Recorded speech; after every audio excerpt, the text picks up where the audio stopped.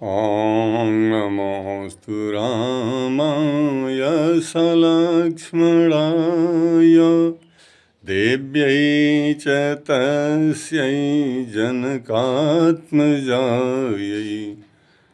नमोऽस्तु रुद्रेन्द्रयमोनिलेभ्यो नमोऽस्तु चन्द्रार्कमरुद्गणेभ्यः नमोऽस्तु चन्द्रार्कमरुद्गणेभ्यः नमोऽस्तु चन्द्रार्कमरुद्गणेभ्यः नमोऽस्तु चन्द्रार्कमरुद्गणेभ्यः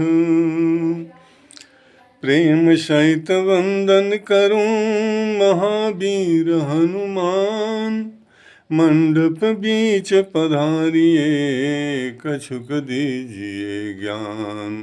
तुम तो दास रघुबीर के पवन तनय बलधाम रोम रोम से निकल रहे तेरे सीताराम। कलिमल ग्रसित ये जीव जड़ा नित्य पराभव कूप कोकिलता ही उधारिये दया करो सुरभूप। सियावर रामचंद्र की जय पवन सुत हनुमान की जय। अखंड कोटि ब्रह्मांड के नियंता प्रभु के पावन चरणों में मस्तक को बार बार झुकाते हुए मैं आचार्य श्री काम चौबे कोकिल आप सबके मनोरंजनार्थ मनोमंथनार्थ कथा मनोरंजन की वस्तु नहीं है, कथा मनोमंथन की वस्तु है। कथा में मनोरंजन यूं तो सब होता ही रहता है, भगवान का कथामृत उनका लीला चरित्र ही ऐसा है, किंतु भगवान के कथा का मनोमंथन करना चाहिए, मन में मंथन करना चाहिए। जैसे दूध को मथन करने से घृत निकलता है, वैसे ही मनोमंथन करना चाहिए। तो भगवान की कथा जो है, कथामृत जहाँ बरसती है, गोस्वामी जी महाराज ने बड़ा ही सुंदर व्याख्या किया अपने अर्धालियों में इसका। मैं श्रीमद् भागवत कथावाचक हूँ, किंतु श्रीमद् भागवत कथा के पहले राम कथा आती है।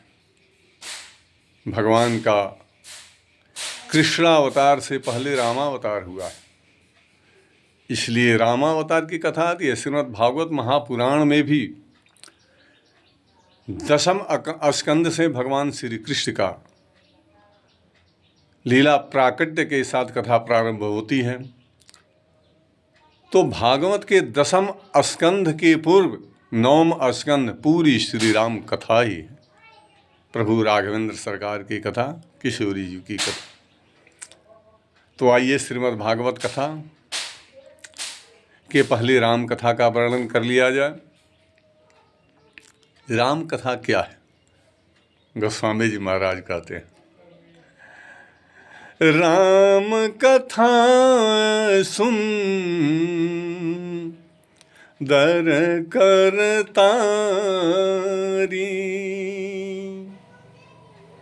सुंदर करतारी अर्थात करों की हाथों की ताली है, जिससे संशय रूपी शंका रूपी सारे पशु पक्षी उड़ जाते हैं। जब तालियां बजाई जाती हैं, पक्षी उड़ जाते हैं। वही राम कथा है जो मन के दुविधाओं को, मन के व्यथाओं को उड़ाकर बाहर कर देती है। ऐसी श्री राम कथा है। राम कथा सुन दर करतारी, संशय बिहग उड़ावनिहारी। संशय रूपी सारे पक्षियों को उड़ा करके साफ कर देती है राम कथा। किंतु राम कथा श्रवण करने के अधिकारी कौन है? गोस्वामी जी महाराज ने लिखा, राम कथा के सोई अधिकारी। वही व्यक्ति अधिकारी हो सकता है राम कथा श्रवण करने का। कौन? अतो जिन्हि सत्संग गति अति प्यारी। जिनको सत्संगति, स्ताम संगति ही सत्संगति, सत ईश्वर से संगति ही सत्संगति, सत परमात्मनस्य संगति ही सत्संगति। जिनको सत्संगति अति प्यारी है वही राम कथा के सच्ची मायने में अधिकारी हो सकते हैं। क्योंकि राम कथा कैसी है? तो राम कथा शशि किरण समाना, चंद्रमा के किरणों के समान है। राम कथा शशि किरण समाना, संत चकोर करहि जेहि पाना। संत रूपी चकोर जिन राम कथा का पान करते हैं वह राम कथा है। राम कथा। अच्छा, ये कथा क्या वस्तु है? दो वर्ण आते हैं, क और था। क और था। कथा। कम सुखम, कम अर्थात सुखम, था अर्थात थापनम। जो मनोमस्तिष्क में सुख का थापन कर दे, स्थापन कर दे, उसे ही कथा कहते। नस कथा वह वस्तु है जो नस नस में नए रक्त का संचार कर देती है। इस मनोमस्तिष्क के सारे ब्रह्मांड के पूरे तंत्रिकाओं को झकझोर कर आनंद भर देती है। और फिर आनंद ही तो भगवान है, आनंद ही रस ही तो भगवान है। भगवान कहीं मंदिर, कहीं तीर्थों में बैठे नहीं पड़े हैं। जहां आनंद वहीं भगवान, वही तो ब्रह्मानंद है। लिखा है रसो वही सह, वही रस है। जहां आनंद वहीं परमानंद, वहीं ब्रह्मानंद। आनंद ही भगवान का स्वरूप है। इसलिए सत्संगति में क्या कहा जाता है?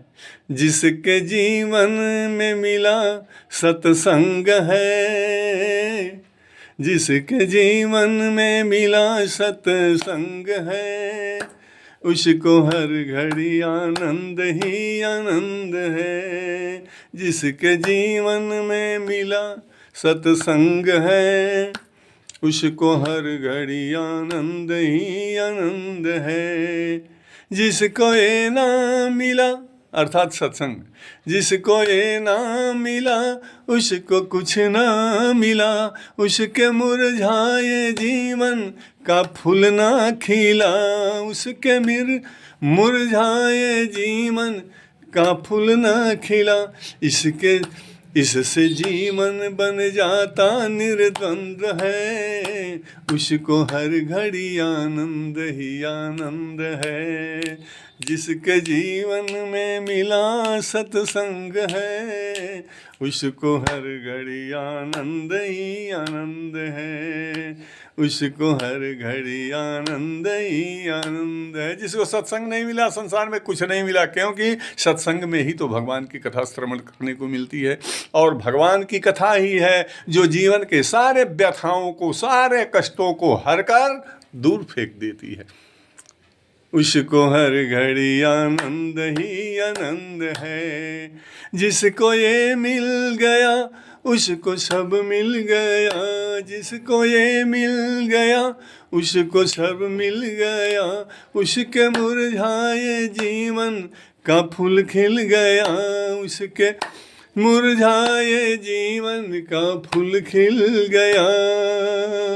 इससे मिल जाता परम ब्रह्मानंद है, इससे मिल जाता परम ब्रह्मानंद है। उसको हर घड़ी आनंद ही आनंद है। जिसके जीवन में मिला सत्संग है, उसको हर घड़ी आनंद ही आनंद है, उसको हर घड़ी आनंद ही आनंद है। सत्संग मिल गया, जिस जीव को सत्संग मिल गया, जिस व्यक्ति को सत्संग मिल गया। हालांकि भगवान की कथा सारे जीव श्रवण करते हैं, जो जहाँ हैं भगवान के प्रति आकर्षण सबको होता है। हम पहचान नहीं पाते, हम देख नहीं पाते, हम समझ नहीं पाते। पशु पक्षी जितने भी हैं सबको भगवान की कथा के प्रति आसक्ति है, अपने ईश्वर के प्रति आसक्ति है। किंतु 84 लाख योनियों में हम मानव श्रेष्ठ हैं, इसलिए सारे योनि के अन्य जीवों के मनोवृत्तियों को हम भाप नहीं पाते, हम समझ नहीं पाते। किंतु सारे जीव जो हैं भगवान से प्रेरित होते हैं, भगवान से के प्रति आकर्षण होता है, भगवान को समर्पित होते हैं। ऐसा नहीं कि केवल मनुष्य ही, माना कि सारे योनियों में मनुष्य श्रेष्ठ है, फिर भी सारे जीवों को कथा से प्रेम है। तभी तो गोस्वामी जी महाराज ने लिखा रामचरितमानस के अंदर, जिसे आप जानते हैं, पक्षीराज गरुण कथा के श्रोता और काकभुसुंडी जी नीलगिरी पर्वत से, जो जिन्हें कौवा कहा जाता है, काकभुसुंडी जी कथा के वक्ता हैं। और पक्षियों का राजा गरुण हाथ जोड़े पंख फैलाए नीचे बैठकर कथा सुन रहे हैं। पक्षियों में सबसे निकृष्टतम पक्षी कौवा, जो बिस्टा पर भी चोंच मारता है। लेकिन रामचरितमानस तो देखिए, बाबा ने काकभुसुंडी जी महाराज को व्यास बनाया। वो नीलगिरी पर्वत से ऊंचे आसन पर मंच पर बैठकर कथा कर रहे हैं, और पक्षियों का राजा गरुण नीचे बैठकर हाथ जोड़े कथा श्रवण कर रहे हैं। राम कथा भगवान की कथा, चाहे राम कथा हो, भागवत कथा हो, दुर्गा कथा, देवी भागवत, जो भी हो, महादेव की कथा, शिव पुराण, सारे कथाओं को सारे जीव बड़े प्रेम से सुनते हैं, श्रवण करते हैं। इसलिए कथा जो है सारी व्यथाओं को मिटा करके दूर कर देती है। कथा ही एक ऐसी वस्तु है जो सारी व्यथा मिटा सकती है। आपको बतावें, जिस समय जनक नंदिनी किशोरी जी माता का हरण रावण करके ले गया था, और वहाँ नाना प्रकार का कष्ट अशोक वाटिका में बैठे झेल रही थी मैया। जब हनुमंतलाल जी महाराज अनंत बलवंत संत पहुँचे, तरु पलो मह रहा लुकाई, करऊं विचारू करऊं का भाई। वृक्ष के पल्लों में छुपकर सोच रहे थे अब मैं क्या करूं।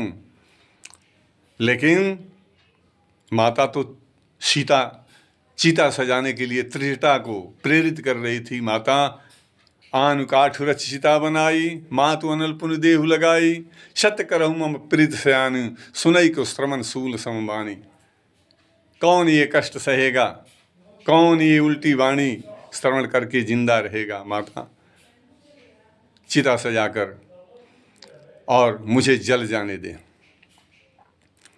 किंतु त्रिष्टा ने बड़ी ही बुद्धिमानी के साथ निशि न अनलमिनी सुन सुकुमारी, अस्कई सो निज भवन सिधारी, अपने घर चली गई। जाता गई सकल मिली सीता कर मन सोच, मास दिवस बीते मोहि मारी ही निश्चर पहुँच। माता ने निश्चय कर लिया कि 1 महीने के बाद मुझे मार देगा, इसलिए अशोक से अग्नि की याचना करती है, चंद्रमा से अग्नि की यातना करती है। सुनहु विनय मब बिटप अशोका, सत्य नाम करु हरुमम शोका। पावक मैं शशि स्रवत न आगी, मानहु मोहि जान हतभागी इत्यादि। दुख से बड़े पीड़ित होकर के अशोक के नूतन किसलय अनल समाना, देहि अग्नि जन करहु निदाना। हे अशोक के वृक्ष, तू ही तो दे अग्नि, अग्नि के समान तुम्हारे 9 पल्लव हैं। और फिर पावकमय शशि स्रवत न आगी, पावकमय अग्नि में ही चंद्रमा है। आप भी अग्नि थोड़ा सा नहीं देते तो क्या आप भी मुझे अभागन समझ बैठे हो चंद्रमा? तब फिर हनुमंतलाल जी महाराज ने विचार किया कि यही वो समय है जब माता को मुद्रिका देनी चाहिए। कपि मन किन्ह विचार, दिन ही मुद्रिका डारी तब, जनु अशोक अंगार, दिन तह उठी कर गयऊ। जब हनुमंतलाल जी ने मुद्रिका डाला, ठप माता प्रसन्न हो गई कि अब लगता है कि हमें अग्नि मिल गई। जैसे ही गई, देखती है तब देखी मुद्रिका मनोहर, राम नाम अंकित अति सुंदर, चकित चितौ मुदरी पहचानी। चकित हो जाती है और कहती है कि बताइए ना, ये राघवेंद्र सरकार का नाम लिखा हुआ मुद्रिका आया, ही किसने दिया भाई, किसने दिया? तो हनुमंतलाल जी महाराज ऊपर से कथा शुरू कर देते हैं। मेरे कथा का विषय था आज कथा क्या है। आज का प्रसंग है कथा क्या है। क्यों हमें कथा श्रवण करने से अर्थ धर्म काम मोक्ष सब मिल जाते हैं। तो हनुमान जी क्या करते हैं, भगवान राम की कथा श्रवण करने सुनाने लगते हैं। आप भी राम कथा सुन रहे हैं। भागवत कथा से पूर्व राम कथा होती है, इसलिए राम कथा सुन रहे हैं। राम नाम गुण बरनई लागा। भगवान राम के गुणों का वर्णन हनुमंतलाल जी महाराज करने लगे, अर्थात राम कथा सुनाने लगे। तो सुनतहि सीता कर दुख भागा। राम नाम गुण बर नहीं लागा, सुनते ही सीता कर दुख भागा। जैसे ही राम का नाम अर्थात भगवान की कथा एक शब्द माता के कानों में पड़ी, सारे दुख दरिद्र भग गए, सारे कष्ट मिट गए थोड़ी देर के लिए। तो कथा वह वस्तु है। और सीता ने, माता जानकी ने कहा कि अरे ये अमृत बरसा कानों में जिन्होंने अमृत डाला, श्रवणामृत जही कथा सुनाई। ये श्रवण को अमृत टपकाने वाले जो राम कथा श्रवण कराए हमको, कहीं सो प्रगट होत किन भाई। जिन्होंने राम कथा सुनाई वो प्रगट क्यों नहीं हो जाते भाई। तो हनुमान लाल जी महाराज ने कहा कि माता अब बुला रही है, इसलिए चलना चाहिए। तब हनुमंत निकट चली गया। माता जानकी के पास चले गए। माता जानकी ने सोचा कि अरे बानर के रूप में कौन भाई, कोई निशाचर तो बानर का वेश पकड़ कर नहीं आ गया। तो फिरी बैठी मन विस्मय भयऊ। विस्मित होकर फिर कर बैठ गई। लेकिन हनुमंतलाल जी महाराज अपना परिचय देते हैं, माता माता माता, मुझे बंदर देखकर अविश्वास ना कर माँ, मैं तुम्हारा पुत्र हूँ और प्रभु श्री राम का, राघवेंद्र सरकार का, ठाकुर जी का तो मैं दूत हूँ, उनका सेवक हूँ। सुनकर माता को कुछ भरोसा हुआ। कहा कौन हो तुम? कहा राम दूत मैं, माँ तू जान की, सत्य शपथ करुणा निधान की। माता मैं सच सच कहता हूँ, करुणा निधान का शपथ खाकर कहता हूँ कि मैं राम का दूत हूँ। करुणा निधान, माता के कानों में करुणा निधान शब्द पड़ा। ये भाई करुणा निधान, यह बंदर ये करुणा निधान कहाँ से जानता है? करुणा निधान प्रभु श्री राम का नाम दो ही व्यक्ति जानते थे, एक तो माता जानकी, दूसरे हनुमंतलाल जी वर्णन कर रहे हैं। माता जानकी को करुणा निधान शब्द कैसे मिला था? जब अष्ट सखियों के साथ गिरजा पूजन के लिए सीता स्वयंवर से पूर्व माता गिरजा पूजन के लिए गई थी अष्ट सखियों के साथ, तो पार्वती ने खसी माल मूरत मुस्कानी, विनय प्रेम बस भई भवानी। तो अब जब माला पहनाया माता पार्वती को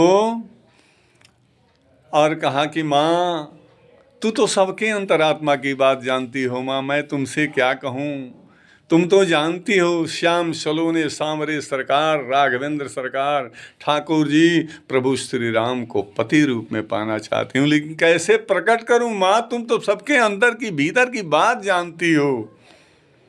माता पार्वती समझ गई और मुस्कुरा गई।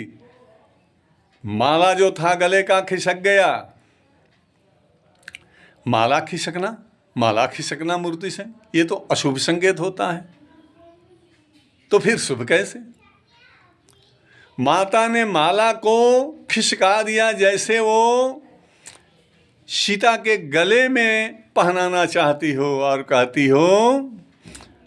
कह रही हो माता पार्वती कि मन जाहि राचेउ मिली सोबरु सहज सुंदर सांवरो, मन जाहि राचेउ मिली शोबर सहज सुंदर सांवरो, करुणा निधान सुजानशील स्नेह जानत रावरो, करुणा निधान सुजानशील स्नेह जानत रावरो। करुणा निधान, यही माता पार्वती ने करुणा निधान शब्द का उच्चारण किया था प्रभु श्री राम को इंगित करते हुए कि सीता तुम्हारे पति वही बनेंगे जो मन में तूने सजो कर रखा है, जिन्हें इच्छा कर रखा है, घबराओ नहीं, वही तुम्हारे पति होंगे। तो करुणा निधान शब्द, इसलिए हनुमंत लाल जी महाराज माता जानकी के सामने कहते हैं कि करुणा निधान राम दूत मैं मातु जानकी, राम का दूत हूँ। माता विश्वास नहीं है तो देखो मैं शपथ खाकर कहता हूँ, किनका? तो करुणा निधान का। सत्य शपथ करुणा निधान की, करुणा निधान का मैं शपथ खाकर कहता हूँ। माता जानकी को विश्वास हो गई और तब जानकी जी ने पूछा कि नर बानर ही संग कहू कैसे, कही कथा भई संगति जैसे। पूरी कथा को हनुमंत लाल जी महाराज ने सुना दिया।